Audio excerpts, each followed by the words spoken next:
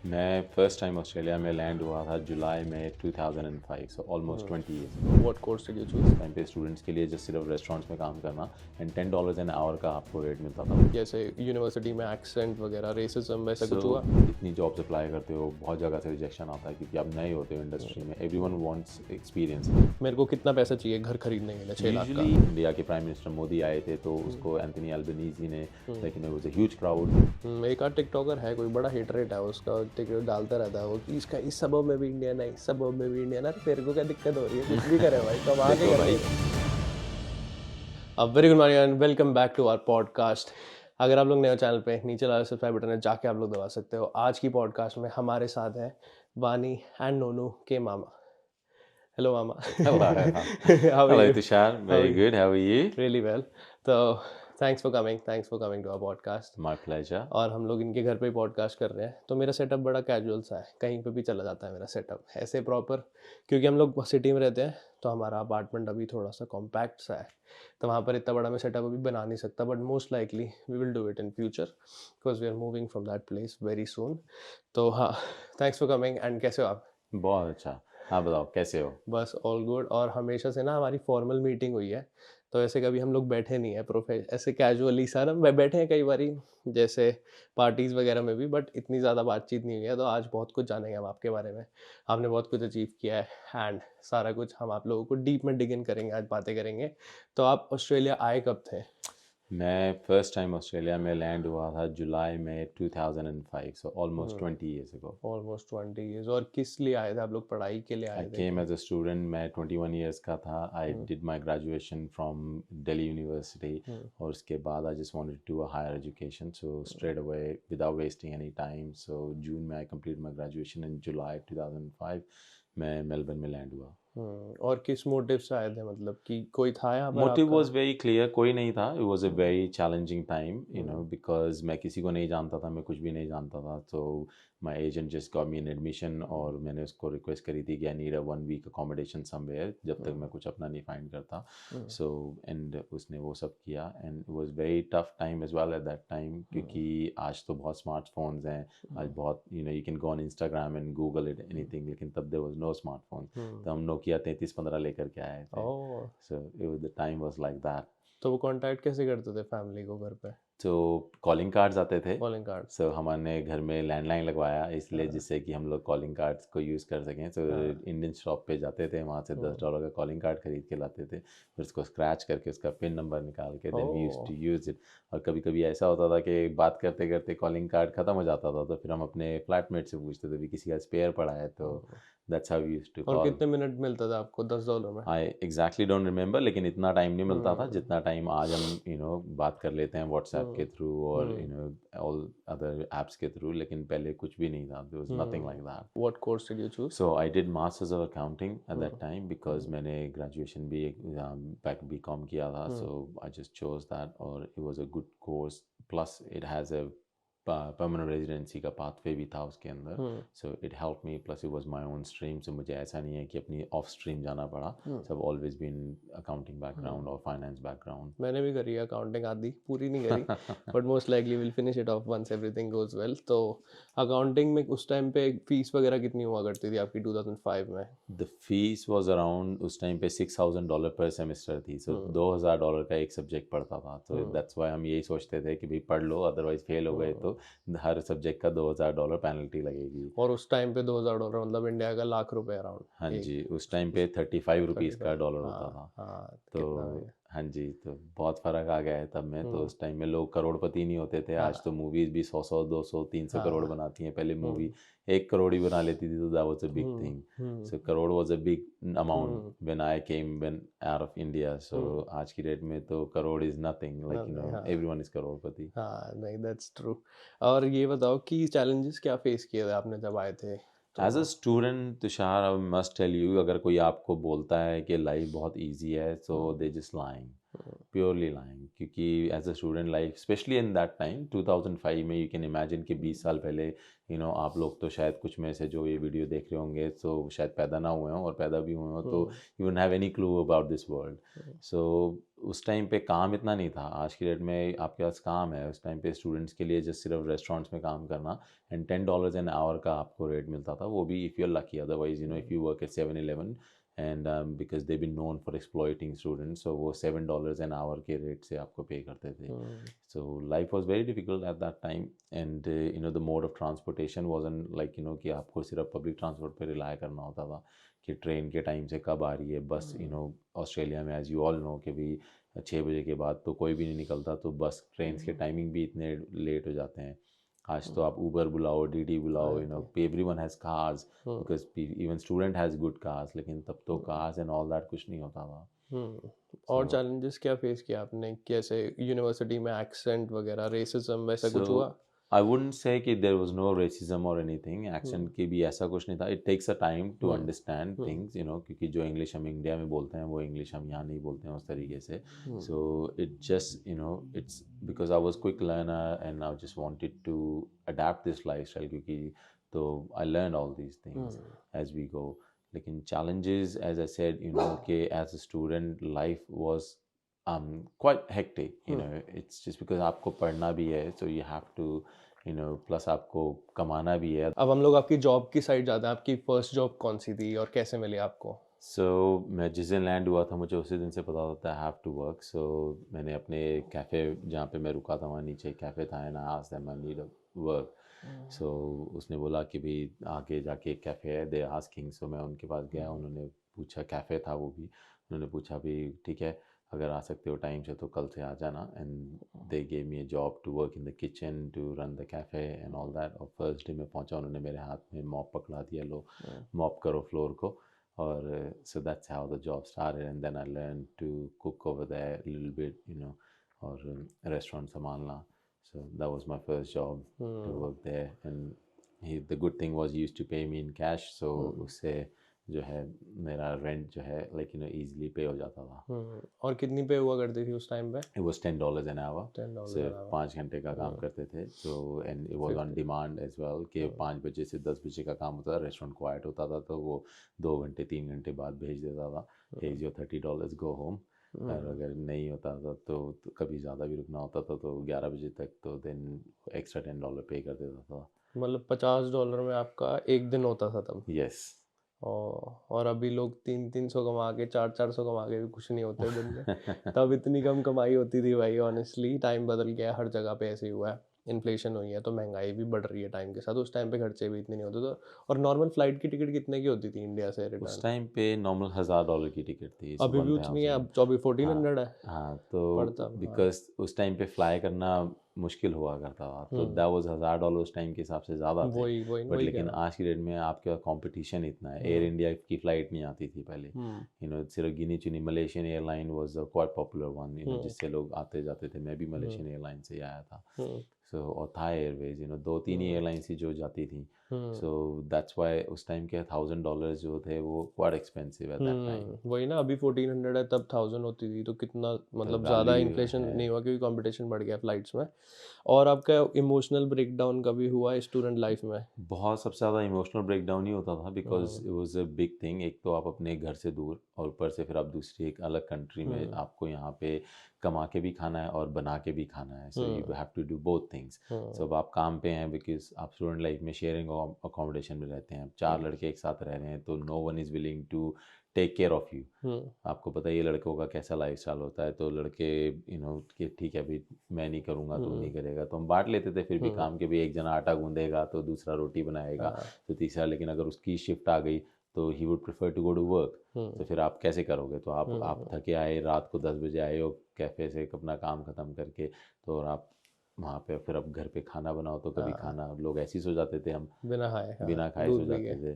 या दूध पी लिया. सबसे अच्छा कोल्स में $1 का दूध आता था, लोग बिग एम का बड़ा वाला लेते थे, चॉकलेट स्ट्रॉबेरी फ्लेवर का. और साथ में $1-2 की गार्लिक ब्रेड आती थी, होम ब्रांड की. I think so home brand, पता नहीं अब आता है कि नहीं आता मूवीज़ में. तो that was the most of the time that was our lunch as well at the university too. तो खाने के भी इतने ऑप्शंस नहीं थे. और घर पे कम बनाते थे? घर पे कम बनता था बिकॉज आप सारा दिन तो बाहर हैं काम के लिए, या तो आप यूनिवर्सिटी में हैं या फिर आप काम के लिए हैं. और काम ऑन डिमांड होता था, कोई लगी हम्म हुई जॉब तो थी नहीं। सो अगर किसी का फ़ोन आ गया कि हाँ भाई आज कैफ़े में ज़रूरत है, आओगे, हम्म तो चले जाते थे, because hmm you want some work. Hmm, और आपकी यूनिवर्सिटी है तो आप अटेंडेंस भी वो भी अटेंड करनी है, हाँ। आप अटेंडेंस नहीं मिस कर सकते, अदरवाइज़ वो आपकी रिपोर्ट हो जाते थे आप उसके लिए। And what was the turning point कि जैसे डिग्री खत्म हुई या फिर फर्स्ट जॉब मिली जो प्रॉपर जॉब थी? It was a PR, getting a PR was a turning point. So hmm, once I finished my studies, so उसके बाद straight away I got the PR within कैसे couple of मतलब? months. So उसके अंदर criteria था, जैसे आज भी criteria, you meet the criteria, you apply, लेकिन हम्म तब अप्लाई करके आपके विदिन अ मंथ PR आ जाती थी। हम्म So criteria was the same, like you have to hmm meet the criteria. Like I met the criteria of the age, points based, तब भी points based था. So हम्म मेरे को education के points, मेरी age के points, I have to give IELTS exam, English के points. So all those things were still there. Hmm So वो points पूरे meet होते थे. So मैंने खुद ही वो सारे अपने document checklist लेकर के इकट्ठे किए, and then I posted hmm to Queensland. Queensland में उनका ऑफिस होता था immigration का उस टाइम में. I'm not sure वे कभी कहाँ है, हम्म। but so I just posted to them, within a month I just got the letter कि भाई आपकी PR हो गई है now। लेटर आते थे, ईमेल नहीं आती थी हाँ, तब? लेटर आता था। ओह, यस, लेटर आता हाँ। था, तो देयर वाज नो ईमेल, 2007। क्योंकि फिजिकली हाँ आप फॉर्म भी फिजिकल होता था, देयर वाज नो हाँ, ऑनलाइन एप्लीकेशन। आप भर के खुद भर के देकर खुद करके लिफाफे में डाल के पोस्ट पोस्ट कर, ऑफिस में और पोस्ट सोचो किसी करके। का फॉर्म रह गया फिर? तो आप इसलिए ऑस्ट्रेलिया पोस्ट की जो है आप स्पीड पोस्ट से पोस्ट करते थे, like hmm with the tracking number. Hmm So that's what you used to do. So you use that tracking number वाला, हम्म so you can track it. अब मुझे एक महीने से थोड़ा सा टाइम मेरा ऊपर हो गया था, now I started to get nervous. हम्म तो मैंने चेक करना शुरू करा, लेकिन कोई भी रिप्लाई नहीं आता था। हम्म But anyway, so like once I got my PR, so सबसे पहले मैं इंडिया वापस गया, because I didn't go to India. मेरा था कि जब से मैं आया था कि मैं इंडिया तभी जाऊँगा when I जब would PR finish my आएगा। studies हाँ। and I'll get the PR, hmm because otherwise no point, क्योंकि मैं स्टूडेंट आया हूँ और पढ़ाई 2 महीने पढ़ाई कर रहा हूँ, 2 महीने इंडिया में इंजॉय करके आ रहा हूँ, 2 महीने पढ़ाई कर रहा हूँ, 2 महीने hmm enjoy.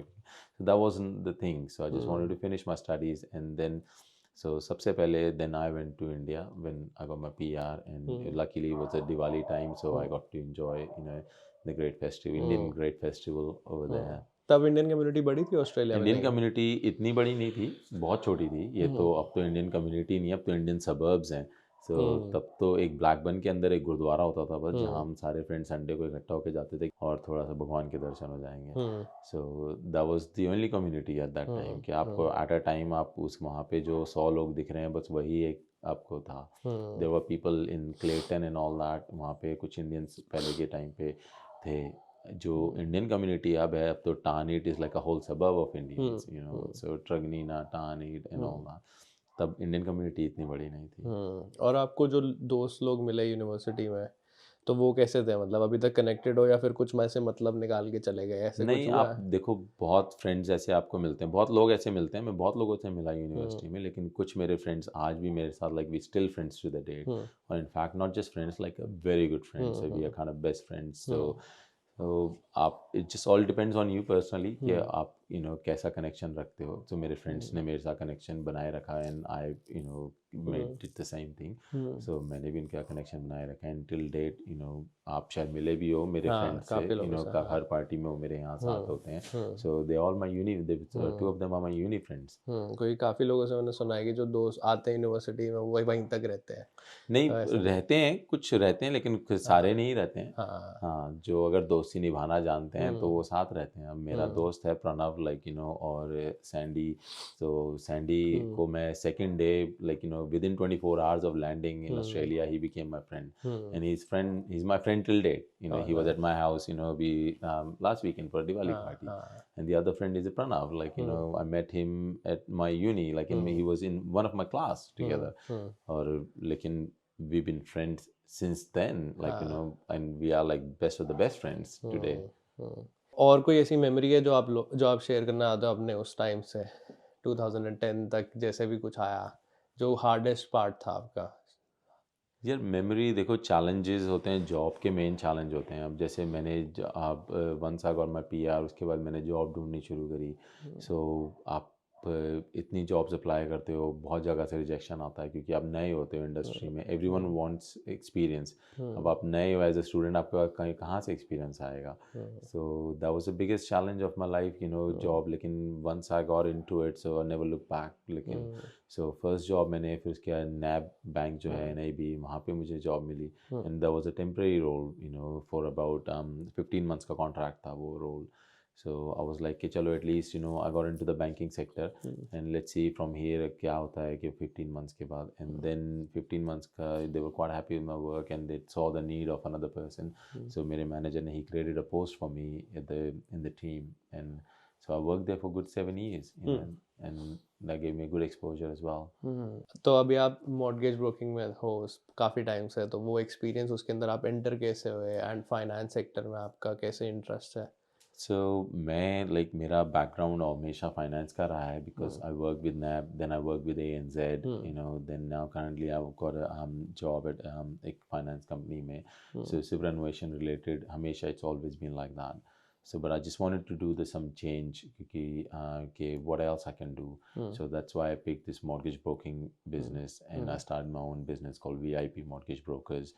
So because of the knowledge of finance and the banking industry, so this is why I chose this field. So it's not, and plus I believe कि जिन लोगों को पता नहीं होता है उनके लिए थोड़ा मुश्किल भी होता है, तो अब मुझे पता है तो I can help people in there, because people Australia, it's the biggest, one of the biggest dream of Australians is to own your own home.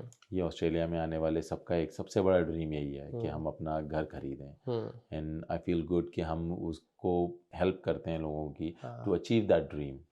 तो आप उसमें करते क्या मॉर्गेज ब्रोकिंग, मतलब लोग आपके पास क्यों आते हैं and what's the reason for them and how do you help them? So mortgage broking का पीपल हैव अ मिसकंसेप्शन ही कि आप mortgage broking, that's actually very good question, क्योंकि लोग बहुत पूछते हैं, सोचते हैं कि हम क्यों जाएं मॉर्गेज ब्रोकर के पास। और मैं सबसे बड़ा उनको आंसर ये देता हूँ कि मॉर्गेज ब्रोकिंग सर्विस ही एक ऐसी है ऑस्ट्रेलिया के अंदर जो आपको बिना किसी फीस के आपको सर्विस देती है। एज अ मॉर्गेज ब्रोकर हम कुछ क्लाइंट से चार्ज नहीं करते हैं, we get paid by the bank, और हम we are bound to give our client the best product which is suited to their needs. तो ये नहीं है कि हम कोई भी प्रोडक्ट उनको उठाया और उनको हमने दे दिया, ऐसा नहीं है। वी आर रेगुलेटेड बाय कि हमें जो उनको प्रोडक्ट सूट करता है उनकी नीड्स से, हम उनको वही ऑफर कर सकते हैं। And the third thing is कि हम we take the hassle of your life.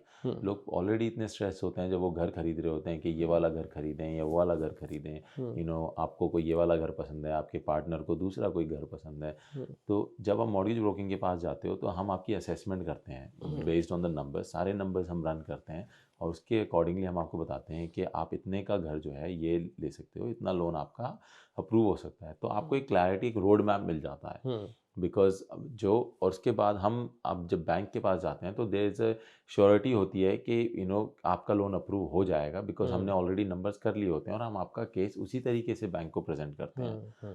और third thing is the biggest benefit is कि आपको you do not have to deal with the bank. आप ऑलरेडी अपनी लाइफ में इतना कुछ डील कर रहे हो, you have work, you have family, so आपको बैंक से डील नहीं करना है। We complete all the paper work for you, we submit all the paper work, we liaise with the bank until the date your loan get approved, और even after कुछ भी चीज़ रह जाती है तो। और प्रोसेस क्या होता है, जैसे किसी को मान लो 6 लाख का घर खरीदना है, मेरे को खरीदना, मान लो मेरे को कितना पैसा चाहिए घर खरीदने के लिए 6 लाख का? यूजुअली घर खरीदने के लिए आपको 20% डिपॉजिट बोलते हैं कि होना चाहिए, so that you don't have to pay LMI which is lenders mortgage insurance, जो कि एक बैंक की सिक्योरिटी के लिए होता है, और आपको उसके लिए $20,000 to $30,000 यू हैव टू पे। वो आपको उसका कोई बेनिफिट नहीं, वो बैंक को सिक्योर करने के लिए होता है, विच इज़। तो गवर्नमेंट ने देखा कि भी लोग खरीद नहीं पा रहे हैं घर, तो उन्होंने एक स्कीम निकाली है फर्स्ट होम बायर्स के लिए, जिसके अंदर आप सिर्फ 5% डिपॉजिट देना है आपको। सो अगर आप 6 लाख का घर खरीदना चाहते हैं तो आपको 30,000 deposit, which is easy to save these days, आप 30,000 डिपॉजिट दें और आपको जो है 6 लाख का आप घर खरीद सकते हैं। आप बाकी 95% बैंक से बोरो कर सकते हैं, ना आपको LMI देनी है which is again A saving of 20,000 to 30,000, और ना ही आपको स्टैम्प ड्यूटी देनी है as a first home buyer. अगर आप 6 लाख तक का घर खरीदते हैं तो आपको कोई स्टैम्प ड्यूटी नहीं देनी, जो कि अगेन $20,000 to $30,000 की सेविंग है। सो दिस आई बिलीव कि this is the one of the best scheme that government can come up with, कि जिससे कि ज़्यादा से ज़्यादा लोग अपना घर खरीद सकें। बट ऐसे होता है ना, हम एक घर वाले टॉपिक में और डीप डाइव इन करेंगे, बट ऑस्ट्रेलियन कल्चर में ऐसे होता है ना कि जितना हमने देखा भी है कि लोग पे चेक टू पे चेक बहुत जीते हैं, कि मान लो ट्यूसडे को सैलरी आई, नेक्स्ट ट्यूसडे से पहले वो ख़त्म होती है। ऐसी लाइफस्टाइल बहुत ऑस्ट्रेलिया में कॉमन है कि बहुत सारे ऑजीज ये भी वो करते हैं फील कि रेंट पे ही they live in in a rental property for long time, and then they decide कि हाँ बहुत महंगा है, बहुत महंगा है। और एक चीज़ और मैं इसके अंदर ऐड करूँगा कि बहुत कंट्रोवर्शियल सा है, बट हमने टिकटॉक पे बहुत देखा है कि लोग बोल रहे हैं कि इमिग्रेंट्स की वजह से घर महंगे हो रहे हैं।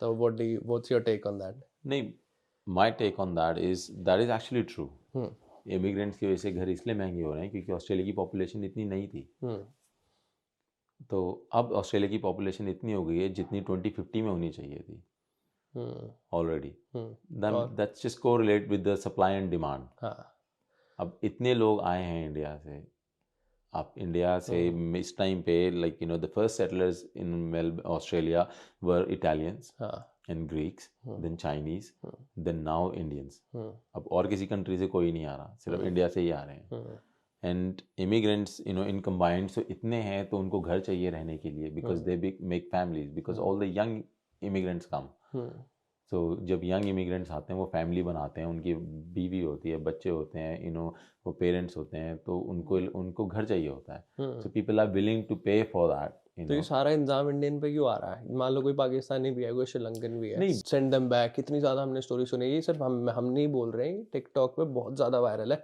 एक रील बनाऊंगा प्रॉपर, आप देखना उसके अंदर कितना हेटरेट है लोगों के अंदर कमेंट सेक्शन में कि इमिग्रेंट्स है, सेंड देम बैक। अभी भी फेस पे सब ठीक है, बट वैसे अंदर ग्रजेस हैं इन लोगों के अंदर, तो उस पर देखो आई कैन अंडरस्टैंड, ये सभी ऐसे नहीं होते हैं, लेकिन हाँ अब उनके अंदर ये है तो वी कांट डू एनीथिंग। क्योंकि हम अगर कुछ यहाँ पे, अगर आप घर खरीद रहे हो तो आप अपनी मेहनत के पैसे से खरीद रहे हो, एग्जैक्टली कोई आपको गवर्नमेंट नहीं दे रही है कुछ भी हाँ फ्री में हाथ में। हम्म सो लेकिन उनकी ऐसी सोच है तो दैट्स ऑन देम, हम्म क्योंकि you are earning, you are living honestly.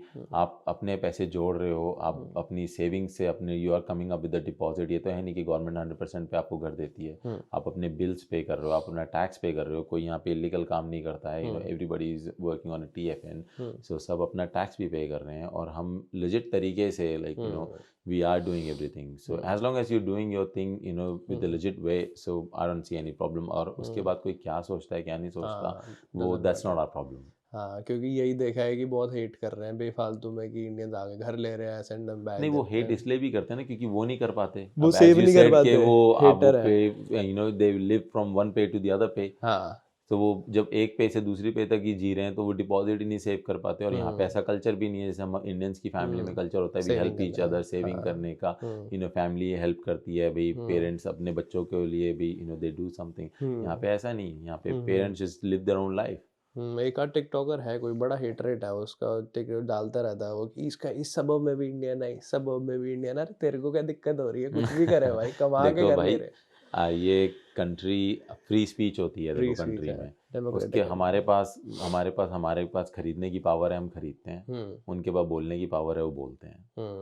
और हम आगे निकल जाएंगे, हम आगे निकल जाते जय हैं माता दी करके, बस। है आज ना? की डेट में आप देखो इंडियन कम्युनिटी इतनी अगर बड़ी है, तो इंडियन कम्युनिटी इतनी रिकग्नाइज भी है हाँ कि बाय गेटिंग रिकग्नाइज। आपको शायद पता ही नहीं पता है, अभी जो हमारी विक्टोरिया की प्रीमियर है, अभी वो दिल्ली गई हुई थी देखा था 2 वीक्स पहले। हाँ सो और मैंने कितने प्रीमियर्स को अपने 20 साल की लाइफ में देखा है, गुरुद्वारों में जाते हुए और इंडिया जाते हुए।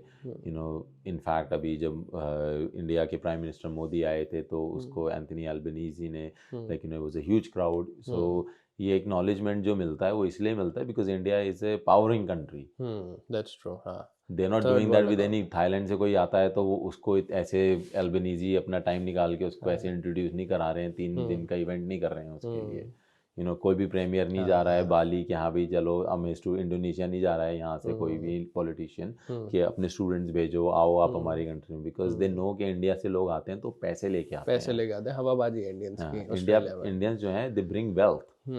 That's true. वो लाते हैं यहाँ, कमाते हैं और यहाँ खर्चते भी हैं।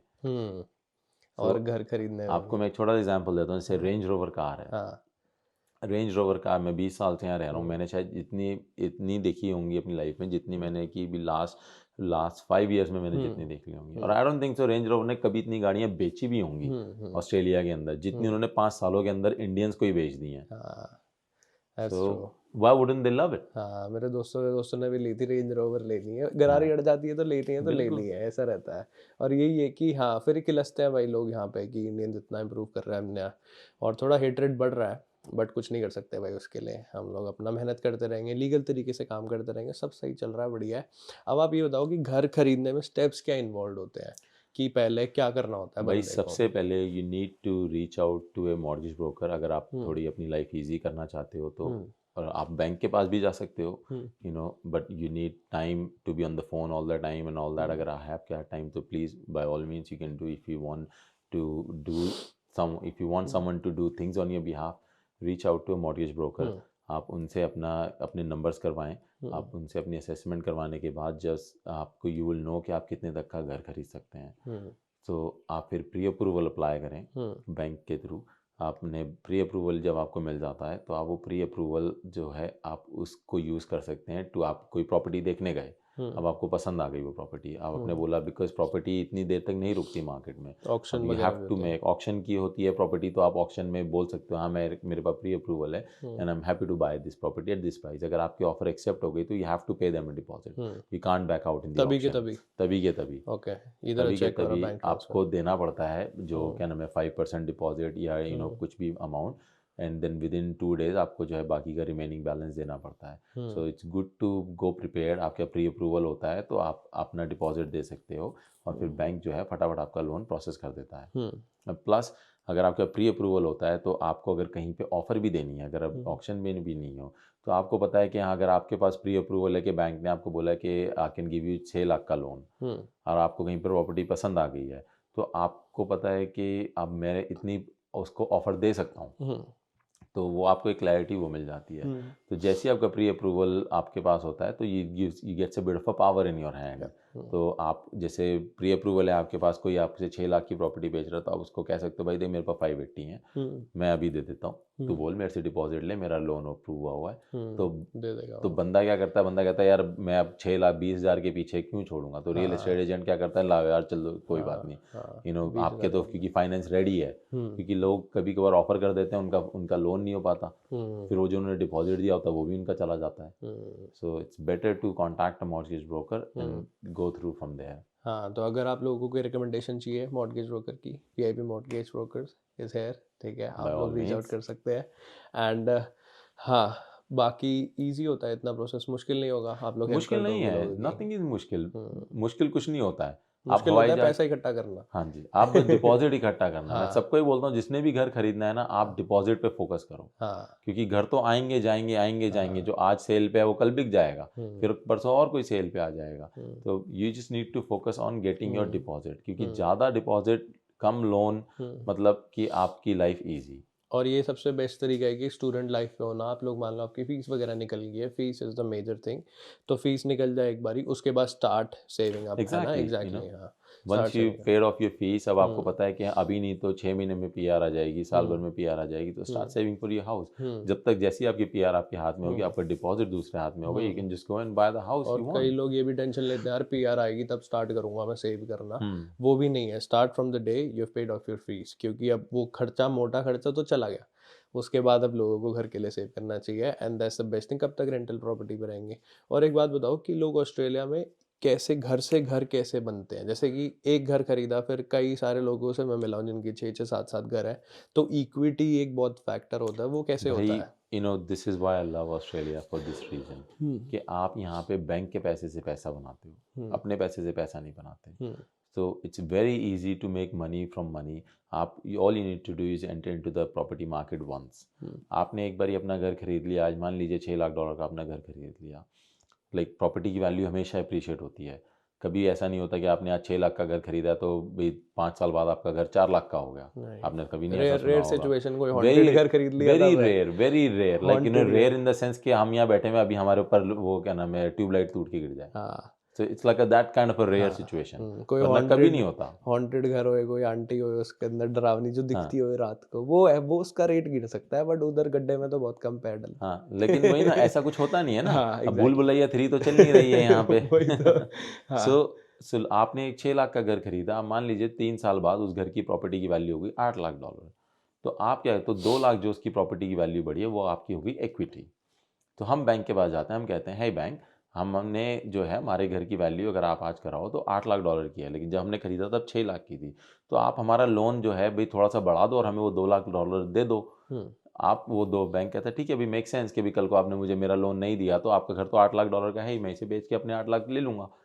तो वो 2 लाख आपको कैश दे देगा तो या 2 बैंक लाख में? बैंक आपको कैश दे देता है हाँ, अकाउंट में। ऐसे ही आप 5 साल बाद चले गए कि पैसे तो दो। हाँ, जब भी आपको लगता है कि आपकी प्रॉपर्टी की वैल्यू है, but instead of wasting that, उस 2 लाख को आप 2 लाख को लाओ जुए में उड़ा दो, तो you know people use that to buy another property. अब आप एक और प्रॉपर्टी लेने गए 6 लाख की या 7 लाख की, अब आपको उसके लिए 20% डिपॉजिट चाहिए, तो आपका वो डिपॉजिट जो है वो उसमें से आ जाता है, प्लस स्टैम्प ड्यूटी देनी होती है, तो वो जो खर्चा है आपको प्रॉपर्टी खरीदने का, आपका उससे आ जाता है। आपने अपनी पॉकेट में, you didn't put a hand in your pocket, और आपने एक दूसरा घर बना लिया, और उसका लोन भी मिल जाएगा आराम से। उसका लोन मिल जाता है, क्योंकि वो आपकी एक रेंटल प्रॉपर्टी होती है। सो अब आपकी जो इनकम है, अब आपकी 5 साल में, आप मानो 3 साल में आपकी इनकम भी थोड़ी ऊपर बढ़ी होगी भाई, तो आपको बैंक वो देखता है कि भी आपकी इनकम भी बढ़ गई है, प्लस अब आप एक घर रेंटल प्रॉपर्टी का ले रहे हो, तो उसकी रेंट जो है वो भी आपकी इनकम हो गई है, जो वहाँ से रेंट आएगा, तो उसके बेसिस पे बैंक आपको लोन दे देता है। और लोगों की 2 प्रॉपर्टी होगी, और वो रेंट से उसका वो निकल जाएगा, मॉर्गेज। रेंट से मेजॉरिटी ऑफ द मॉर्गेज निकल जाता है, और जो कुछ थोड़ा बहुत रह जाता है वो हम अपने पॉकेट से डाल देते हैं, क्योंकि आपके लिए अगर आपकी नेगेटिव गियर प्रॉपर्टी होती है तो आपको टैक्स बेनिफिट्स भी मिलते हैं। अगर आप अपनी जेब से जो डाल रहे हो वो टैक्स टाइम पे you get it all back. तो हाँ, ऐसे करके लोग अपने मल्टीपल घर बना लेते हैं। तो मान लो कि 10 साल के अंदर कोई कितने घर बना सकता है, कितने भी? There is no limit, there is no limit, sky is the limit. हाँ, अगर आप अच्छे सेवर हो, आप अपना पैसे थोड़े सेव भी कर रहे हो, और आप एक अच्छी प्रॉपर्टी में इन्वेस्ट कर रहे हो, तो आप देयर इज नो लिमिट, आप जितने मर्जी घर बना सकते हो। लोग एयरबीएनबीज लेके वो रिटायर हो जाते हैं जल्दी। लोग एयरबीएनबी लेके रिटायर हो जाते हैं। नहीं तो आप ये देखो कि रेंटल प्रॉपर्टी या इन्वेस्टमेंट प्रॉपर्टी लेने की द ब्यूटी इज दैट कि someone else is paying your mortgage. अब मान लीजिए कि आपने अगर किसी को 10 साल तक के टेनेंट रखा किसी को, तो उन्होंने 10 साल तक आपकी मॉर्गेज पे करी, और उसके बाद 10 साल में ऑस्ट्रेलिया का रूल है property gets in double in price. आपने अगर 6 लाख की प्रॉपर्टी खरीदी तो 1 मिलियन की तो वैसी ही हो गई प्रॉपर्टी। आप अगर उसको बेच भी दोगे 10 साल में, आपके किसी ने आपका मॉर्गेज भी नीचे चला गया, तो you still pocketing a big chunk of money. तो you're saying कि investing in Australian market is good, better? It's very good because Australia जो है आपको बहुत हेल्प करता है to for all these things. And how about India से compare करें तो इंडिया में अगर किसी का वो कैसे करेगा अपनी नेक्स्ट प्रॉपर्टी में इन्वेस्ट, और comparatively here which one will be better? Like look, मुझे इंडिया की, to be very honest, I don't know much about Indian market, क्योंकि Indian market is a risky market. वहाँ पे इन्फ्लेट करे हुए होते हैं प्राइजेज, आपको पता नहीं है वो कितने का है, आपको बोलते हैं सारे यहाँ इतने का मैं बिकवा दूंगा आपका घर, लेकिन जब बिकवाने लगते हैं तो नहीं इतने पैसे मिल पाते। और प्लस आपको वहाँ पे इन्वेस्टमेंट प्रॉपर्टी में गवर्नमेंट का कोई सपोर्ट नहीं है। यहाँ पे तो आपको you only have to come up with 20% deposit. अगर आप 1 मिलियन की प्रॉपर्टी ले रहे हो तो आपको सिर्फ 20% डिपॉजिट देना है, and then as long as you have that deposit और आपकी कैपेसिटी है to pay the mortgage, so you can just borrow 800,000। लेकिन मुझे नहीं लगता है कि इंडिया के अंदर यू हैव दैट चॉइसेस, और plus you have a tax benefits कि अगर आपकी नेगेटिवली गियर्ड प्रॉपर्टी है, विच मीन्स कि अगर आपकी इनकम से ज़्यादा आपके खर्चे हैं उस प्रॉपर्टी के, तो आप उनको टैक्स ऑफ रिटर्न्स में जो है आप डिडक्शंस ले सकते हो उनकी, तो आपको टैक्स बेनिफिट भी मिलता है। And these things makes Australian market A lucrative market. तो तभी स्टूडेंट आके घर ले लेते हैं यहाँ पर, और वो अपना सेटल डाउन हो जाते हैं जल्दी, अगर वो सेव करें, अच्छी राह पे चले, सही जगह चले, ये नहीं कि हमेशा है ना पार्टीज आप अपने एंजॉय करो, लेकिन जस्ट नेवर अपने जस्ट फोकस कि आपको क्या चाहिए। अगर आपने if you just want to make a property, आप सिर्फ प्रॉपर्टी में जाना चाहते हो, so always keep that in mind कि आपको सेविंग चाहिए, वो डिपॉजिट चाहिए, अनटिल कि आप अपनी इक्विटी को यूज़ कर रहे हो। तो थैंक यू सो मच आने के लिए पॉडकास्ट पे, एंड इतनी सारी इन्फॉर्मेशन देने के लोगों को। आप लोग रीच आउट कर सकते हैं वीआईपी मॉर्गेज ब्रोकर्स को, मैंने नीचे वेबसाइट लिंक करी हुई है और इंस्टाग्राम भी टैग किया हुआ है, डायरेक्टली रीच आउट कर सकते हैं। तो हाँ, अगर आप लोगों को पॉडकास्ट अच्छी लगी हो तो लाइक कर देना, गुजार अच्छी लगी सब्सक्राइब कर देना। हम लोग आपको मिलेंगे नेक्स्ट पॉडकास्ट में। Thank you so much for watching and thanks for coming. No problem, thank you for having me. Thank you.